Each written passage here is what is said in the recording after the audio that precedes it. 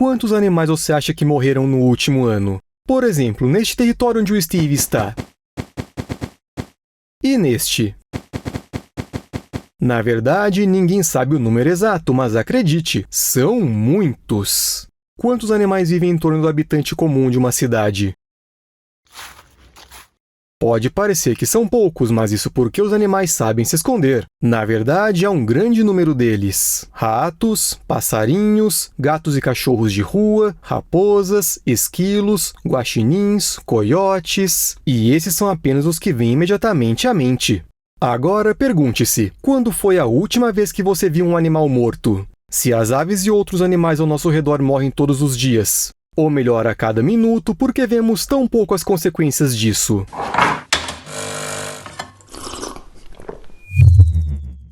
Segundo as estatísticas, só no Reino Unido a cada segundo morre um passarinho. E onde estão todos eles? Bem, existem várias razões pelas quais a chance de encontrar um pássaro morto é bastante baixa. Pequenos pássaros mortos simplesmente se misturam com a paisagem. Você pode estar a 5 metros deles e simplesmente não notá-los. Além disso, os animais prestes a morrer geralmente vão para lugares isolados, no meio de arbustos, onde ficam para sempre. Muitos deles são comidos por predadores e desses pássaros só sobra um pequeno círculo de penas, que é rapidamente utilizado por outros animais como material de construção de ninhos. Não há desperdício.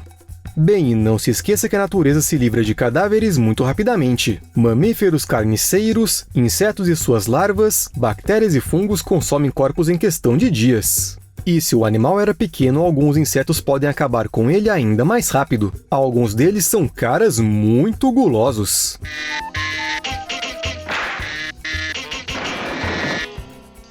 As cidades têm suas próprias brigadas de limpeza, claro. Um fã da vida selvagem do Reino Unido chamado Chris Newton realizou um experimento. Ele deixou algo comestível no quintal à noite. Pela manhã, obviamente, toda a comida havia desaparecido. Em seguida, o homem instalou armadilhas fotográficas para entender quem era o visitante mais frequente. Foi assim que ele descobriu que as raposas comiam a maior parte da comida e os gatos comiam o resto. No verão, os ouriços comiam uma pequena quantidade também. Ratos, camundongos, ratazanas e musaraños também apareciam, mas raramente eram captados pela câmera. Talvez porque sejam muito pequenos e ágeis. Tudo o que permaneceu intacto até o amanhecer, ao que tudo indica, foi levado por corvos. Acordaram e lancharam. Que conveniente!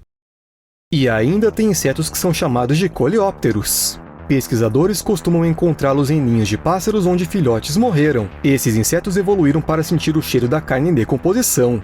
Espero que você não esteja comendo nada agora, mas se estiver, é melhor pôr as guloseimas de lado por enquanto. Então, esses insetos voam até o cadáver e começam a tirar de debaixo dele... bem, o chão. Depois de uma semana de trabalho, os filhotes não são mais visíveis. Se o ninho tivesse um porão, eu diria que seus corpos vão parar lá. Depois de enterrar o cadáver, a fêmea põe seus ovos nele e as larvas, depois de nascer, se alimentam do corpo. Isso tudo soa muito nojento, claro. Mas se você pensar bem, os coleópteros adultos são pais bastante cuidadosos. Segundo as estatísticas, os cadáveres de animais normalmente só são vistos em estradas. As luzes se apagam, meu corpo esfriando, eu vejo um túnel. Mas por quê? Bem, se os animais morrem na estrada, não tem como eles saírem dela e o tráfego intenso torna muito mais difícil para os animais carniceiros chegarem até eles. Mas mesmo com todas as dificuldades, dá para ver pegas e corvos nas estradas desviando de carros. Sim, eles arriscam suas vidas para comer um animal morto. E esses hábitos dos necrófagos de comerem cafés de beira de estrada levaram as pessoas a subestimar seriamente a quantidade de animais que realmente morrem debaixo das rodas dos carros. Para ver como as coisas realmente são, os pesquisadores instalaram armadilhas fotográficas na cidade de Cardiff. Cabeças de galinha foram usadas como iscas. Elas imitavam animais mortos na estrada. Depois de algum tempo, descobriram que os carniceiros pegaram 75% das cabeças de galinha em 12 horas. Mas se as cabeças fossem jogadas na estrada às 9 da manhã, 60% desapareciam quase que imediatamente, em coisa de 2 horas. Diante desses dados, os pesquisadores acreditam que o número real de animais mortos nas estradas pode ser 6 vezes maior do que se acreditava anteriormente. O Steve me disse uma coisa aqui. Será que algumas pessoas raramente veem animais selvagens mortos porque não têm cães e gatos? Afinal, eles não são só capazes de matar um animal que encontrem, mas também de trazer as presas para você. Não vou entrar em detalhes científicos, mas direi brevemente. Os cientistas analisaram comportamentos semelhantes de animais, incluindo golfinhos que dão peixes mortos uns aos outros, e chegaram à conclusão de que esses presentes são uma expressão de que o relacionamento é especial. Às vezes. Porém, às vezes o cachorro não vai dar um rato em decomposição para você. Talvez ele esteja apenas planejando comer em sua cama confortável em um lugar seguro que coincidentemente é do seu lado. E você não tem absolutamente nada a ver com isso. Ah, e tem mais uma versão. Talvez não vejamos cadáveres de animais porque elas estão sendo recolhidas pelos vizinhos. Para quê? Para levar para um museu. Um museu em Denver, no Colorado, está pedindo doações de animais mortos em colisões com carros ou outras razões provocadas pelo homem. Ao preservar e estudar esses espécimes, os pesquisadores esperam entender melhor como os animais selvagens lidam com as mudanças em seu habitat. Segundo estimativas, eles já possuem cerca de 6.000 animais armazenados no freezer. 6.000! Um bom número. Os cientistas extraem as entranhas dos animais mortos, coletam amostras, estudam. Talvez esse trabalho soe estranho para alguns, mas vários estudos estão sendo realizados com base nesses dados, incluindo aqueles sobre os quais o Steve e eu falamos. E depois os animais entregues ao museu viram peças valiosas como essas. E existem muitos museus semelhantes no mundo. Mas mesmo se supormos que cada um deles contém 6 ou até 12.000 animais mortos, isso ainda será muito pouco em comparação com o número total. Mas mesmo assim, os museus fazem a sua parte em nos privar da oportunidade de ver os cadáveres de uns pássaros ou lebres. Mas e os animais silvestres que ficam longe das cidades e dos humanos em geral? Se você for a alguma floresta, poderá encontrar mais animais mortos? A resposta é não. Mesmo nos lugares mais selvagens, as chances são muito pequenas. Qualquer animal selvagem enfraquecido pela velhice por uma doença ou um ferimento, quando sai de seu esconderijo, torna-se automaticamente uma presa fácil para os predadores. Ele, com certeza, será morto e comido muito antes de morrer de problemas de saúde. Portanto, você não verá seu corpo. E é bom lembrar que a velhice não é uma condição médica que pode matar alguém, nem mesmo os humanos. Se um vovozinho de 80 anos pega pneumonia e morre, não é por causa da idade, mas porque a velhice o deixou mais vulnerável à doença. Os animais passam exatamente pela mesma situação, mas com uma ressalva. Eles simplesmente não podem se dar ao luxo de serem fracos e vulneráveis. A fraqueza no mundo dos animais selvagens é sempre igual à morte certa. Portanto, os animais quase nunca morrem de morte natural. A chance de morrer em paz, por exemplo, enquanto dormem, é simplesmente insignificante para eles. Assim como os humanos, quase todos os animais, sejam predadores ou herbívoros, na velhice ficam mais fracos e menos ágeis, resistentes e rápidos. A partir daí, eles passam imediatamente para a categoria de presa favorita de qualquer predador e logo morrem. Esse acontecimento desencadeia automaticamente um processo de limpeza profunda que inclui centenas de organismos diferentes. Por essa razão, felizmente, não vivemos cercados por uma pilha de cadáveres de animais. Ok, mas e os elefantes, rinocerontes e outros animais de pele grossa? Afinal, eles também morrem. Será que a natureza realmente aprendeu a se livrar de corpos tão grandes rapidamente? Alguns anos atrás, uma equipe de filmagem do grupo Safari Live gravou um elefante que foi ferido em uma luta e estava morrendo devido aos ferimentos. Eles decidiram ficar e ver o que aconteceria depois de sua morte. A primeira impressão é que aconteceria um apocalipse sangrento com bandos de abutres dilacerando a presa. Mas se você observar um pouco, o caos que ocorre é surpreendentemente ordenado. Todos os participantes têm seu papel e até sua própria vez, e de certa forma a esperam. Depois que um elefante ferido morre, a família dele pode ficar lamentando sua morte por até um dia. Os abutres geralmente avistam um animal morto minutos ou horas após a sua morte. Mas nem mesmo seus bicos fortes são capazes de rasgar a pele de um elefante. Então eles ficam circulando e esperando. Aí as hienas aparecem e abrem a presa com dentes afiados. Assim que o acesso à carne é aberto, os abutres juntam-se à refeição. Centenas de abutres podem pousar no cadáver de um elefante de uma vez e transformá-lo em um esqueleto em questão de dias, mesmo sem ajuda externa, embora geralmente haja bastante ajudantes. Aqui, por exemplo, um leopardo também veio petiscar. Os cadáveres de elefantes servem de alimento para uma variedade de organismos vivos que vêm até ele para comer tudo que os grandes necrófagos não conseguem comer com rapidez suficiente. E estamos falando de larvas variadas e coisas assim. No final, restam apenas fragmentos do elefante e eles logo são devorados. Mas o local onde fica o cadáver fica saturado de sangue e fluidos liberados durante a decomposição. Soa nojento, mas é isso que cria um pedaço de terra particularmente fértil, onde micróbios liberam nutrientes no solo. E lembra o que eu disse sobre a família que fica de luto pelo elefante? Todos os seus membros deixam montes de excrementos, nos quais vivem várias espécies de insetos e inúmeras outras pequenas criaturas. Então, por um lado, o animal morreu, e por outro, deu comida e oportunidade de vida a muitos outros. O ciclo da vida como ele é. O mais importante é conseguir observá-lo. Agora vamos dar uma olhada em quem exatamente está envolvido na decomposição dos animais mortos. Quem é o responsável pelo fato de praticamente não os vermos? Na verdade, existem muito mais desses limpadores do que se possa imaginar. As moscas, por exemplo, elas se livram dos resíduos ao comerem plantas e animais mortos, além de ajudarem na própria decomposição, ou seja, transforma a matéria orgânica em outras mais simples. E essas substâncias, por sua vez, alimentam outros organismos. Se você perguntar a uma pessoa qualquer sobre animais carniceiros, ela provavelmente pensará em abutres e estará certa. No entanto, seu papel principal e importante não é comer os cadáveres. Os abutres rasgam os restos em pedaços menores, o que acelera o processo de decomposição. Eles também espalham esses restos por todo lado e assim os nutrientes são distribuídos uniformemente e não ficam concentrados em um só lugar. Na verdade, o grupo de espalhadores inclui todos os grandes necrófagos: chacais, coiotes, corvos, guaxinins, raposas. Mas falando especificamente sobre as aves, existem muitos abutres e cada um deles é especializado em uma determinada parte do corpo morto. Uns comem entranhas, outros carne, outros ossos. Ou seja, uma verdadeira divisão do trabalho. Nestas fotografias, por exemplo, um abutre barbudo está comendo ossos com grande apetite. Olhamos para ele e até parece que os ossos são bem gostosos.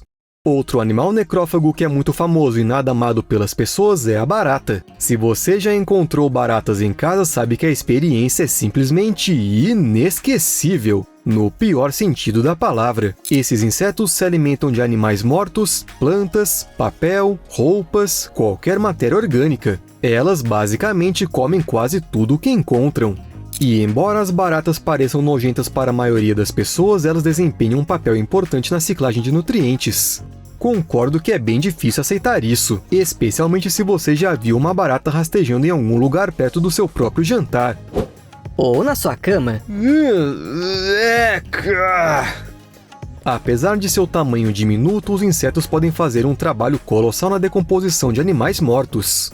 Tomemos, por exemplo, os besouros de Kepler. Eles podem comer completamente um animal pequeno, como uma coruja ou um coelho, em 1 ou 2 dias. Para acabar com alguém maior, como um coiote ou um cervo, os besouros de Kepler precisam de cerca de 1 semana. E esses besouros vivem em todos os lugares, em todas as regiões, exceto talvez os desertos e lugares onde sempre faz frio. Mais uma vez, insetos carnívoros estão em toda a parte. Ainda bem que eles só se alimentam dos mortos e não resolveram caçar os vivos.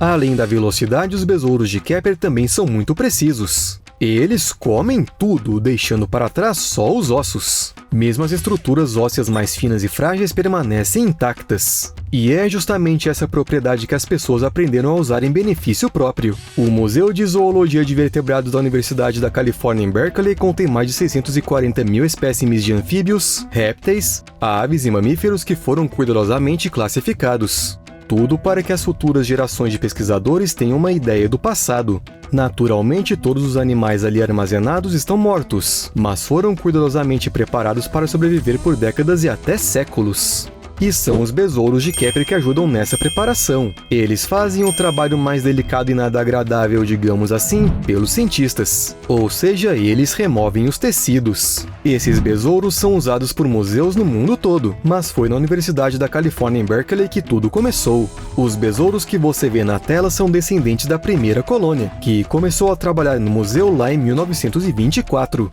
Mas isso não aconteceu sem incidentes. Os besouros de Kepler são tão gulosos que certa vez chegaram a um andar pouco usado e começaram a comer toda uma coleção de espécimes valiosos. Portanto, agora todos os funcionários tomam precauções extras. Porque se você se distrai, seu projeto científico pode ser devorado sem você ver. Mas vamos dar uma olhada nos outros limpadores. Alguns deles podem ser uma surpresa completa para nós, como os caranguejos e as lagostas. Eles comem carniça debaixo d'água, afinal o processo de decomposição, é claro, não se limita à terra. E até tubarões brancos, apesar de serem predadores alfa, comem carniça, o que significa que contribuem para a limpeza. O que resta é devorado por vermes, pepinos do mar e outras pequenas criaturas. Elas são o penúltimo elo da cadeia que decompõe os nutrientes e os devolve ao ecossistema. Isso quer dizer que as raposas, moscas e tubarões brancos têm algo em comum. Mas a parada final de um organismo vivo após a morte são os fungos e bactérias. Eles causam decomposição em um nível microscópico. E em vez de absorver e digerir substâncias através de seus corpos, eles secretam enzimas no animal morto, e depois absorvem os nutrientes. Agora sejamos honestos.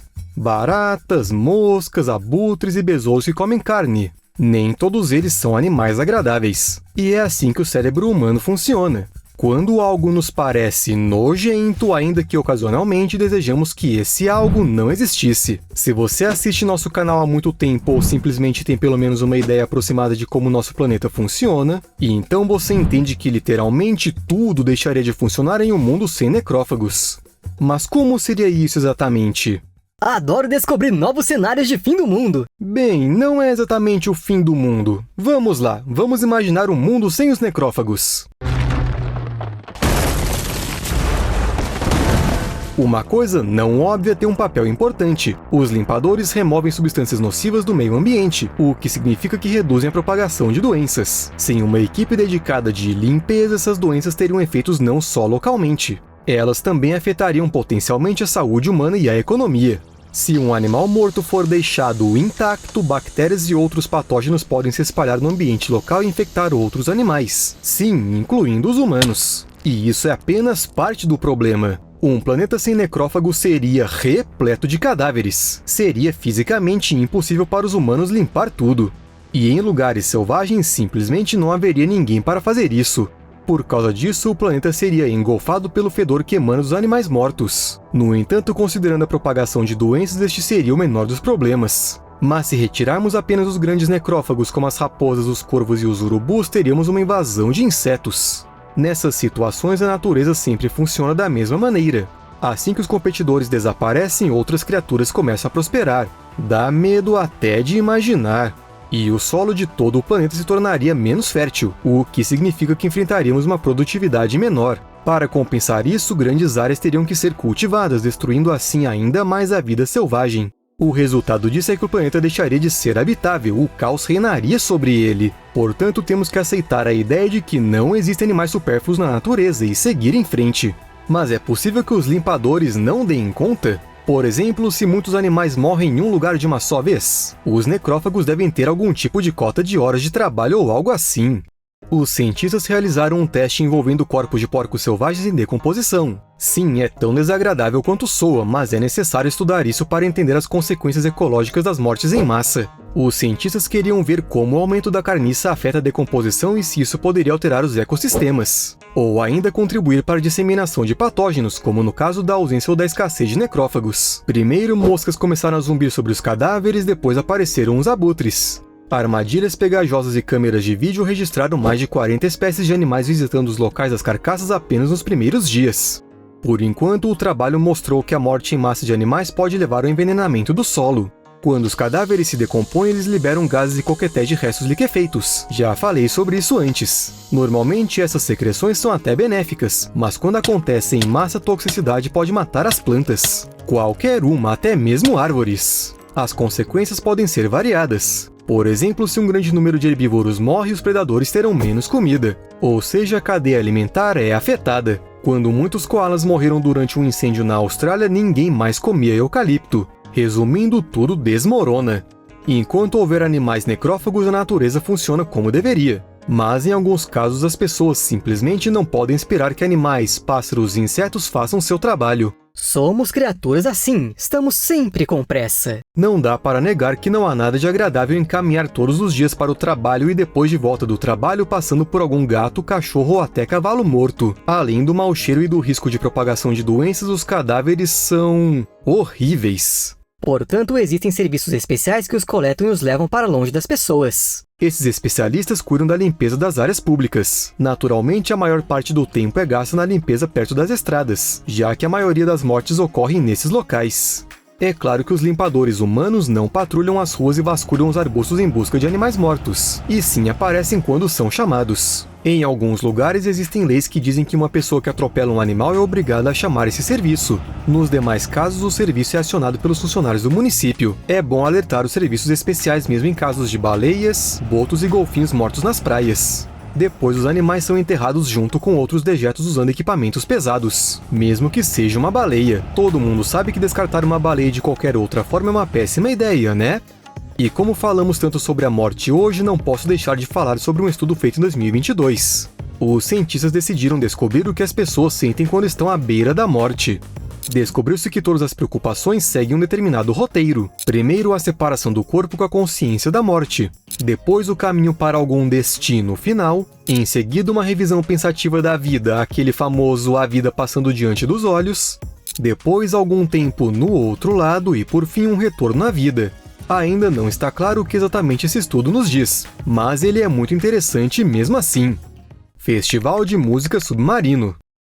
Agora vamos falar sobre os vivos. Pelo visto, a Ariel não é a única criatura que pode cantar debaixo d'água.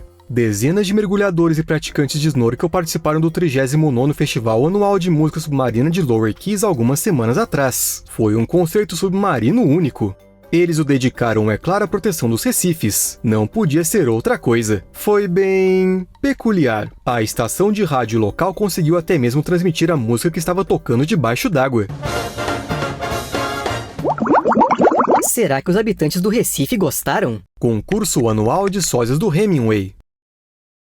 Quase 140 homens parecidos com Ernest Hemingway se reuniram em Key West, na casa do falecido autor, para participar de um concurso de sósias. É surpreendente que eventos assim não só sejam realizados, mas também sejam populares. Perdemos um asteroide.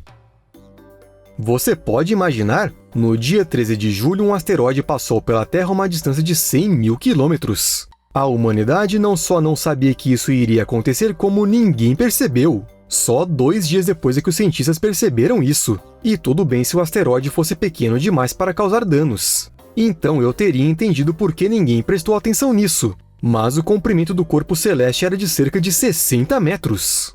Não é um matador de dinossauros, é claro, mas era grande o suficiente para causar dano significativo se caísse perto de uma cidade.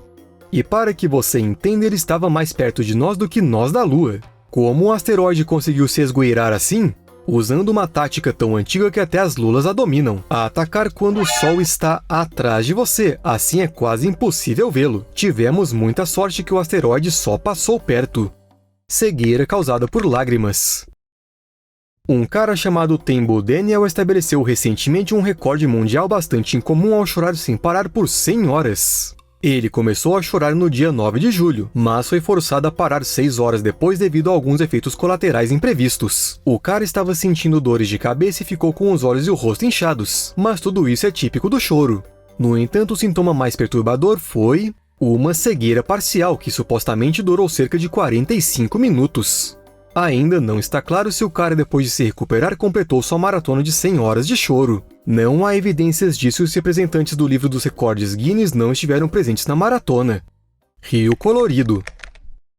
No dia 19 de julho, partes do rio Trent, um dos maiores rios do Reino Unido, ficaram azuis e laranjas. Uma grande quantidade de tinta para roupas caiu na água. Parece Photoshop, mas a tinta realmente deixou o rio colorido assim em alguns lugares. Não quero nem pensar em como isso afetou o ecossistema do rio. Vamos fingir que está tudo bem, ok? Pato radical.